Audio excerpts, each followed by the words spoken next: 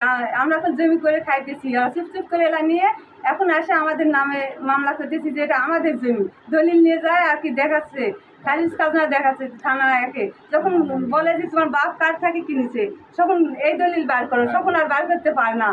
কোর্টে নিয়ে যায়, দলিল জমা দিচ্ছে, মেন দলিল যে আমার শ্বশুরের নামটা কাটে দিচ্ছে, ওটা কোর্টে ধরা পড়ে গেছে। জজ সাহেব কয়েছে এটা কাটা দলিল, তো এখানে নাম কাটে দেওয়া হয়েছে। সে স্বীকার খাইছে যে আমি কাটিনি, আমার বাবা কাটিছে, কারণ ওর বাবা মারা গেছে, ওর বাবার দোষ দিছে, কিন্তু ওর বাপ কাটেনি, ওই কাটিছে, দলিলটা ওই কাটিছে।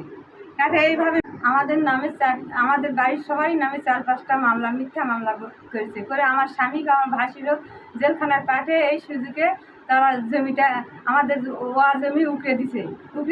আমার নামে 4-5টা মামলা মিথ্যা আছে। আমার বাপের দলিলে দুজনের নাম আসলো, নাম মিশে দিয়ে এমন মুজাফফরের নামে এককভাবে দলিল করে কেস করেছে। আমাকেও 4-5টা মামলা করেছে, জমি আমরা আবাদ করে খাই। আমাদের ধান চুরি করেছে আর মিথ্যা মামলা দিয়েছে। এইভাবে করতে করতে আমরা দিন খাওয়া আমাদের সংসারের খুব ক্ষতি আসে যাচ্ছে। আমরা আর কুলাতে পারছি না। বিচার চাই, কাটা দলিলের আমরা বিচার চাই। জেলখানাতে আলম মিথ্যা মামলা দিয়ে আমরা 2 গায়ক জেলে ঢুকাইছে। লোকেরা যায় বাধা দেওয়ার পর ওটা উঠে মিথ্যা মামলা দিয়েছে। আমরা এটা সুবিচার চাই। আমরা বহুদিন যে জমিটা করে খাই, সেই জমির উপরে আমাকে মামলা দিয়েছে।